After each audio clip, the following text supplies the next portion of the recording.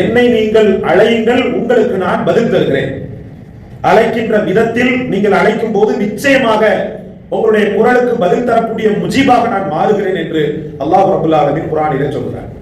கவலைகளோ, கஷ்டங்களோ, இன்னல்களோ, துன்பங்களோ, துயரங்களோ, ஆபத்துகளோ, முசீபத்துகளோ, மனநெருக்கடிகளோ ஒரு மனிதனை மையம் கொள்ளும் போது தனக்கான தீர்வாக அல்லாஹ்வை தவிர வேறு யாரையும் எடுத்துக்கொள்ள முடியாது. ஏனென்றால் வேறு யாரும் தீர்வை தர முடியாது. ஆகவே என்னிடத்தில் அவர்கள் கேட்கட்டும், அவர்களுக்கு நான் பதில் தருகிறேன்.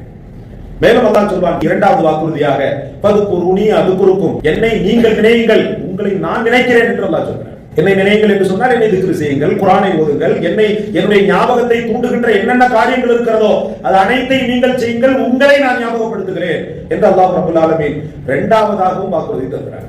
மூன்றாவதாக உள்ள வாக்குறுதி லைன். முக்கியமான இந்த உரை கீழே தரப்பட்டிருக்கிறது. Play button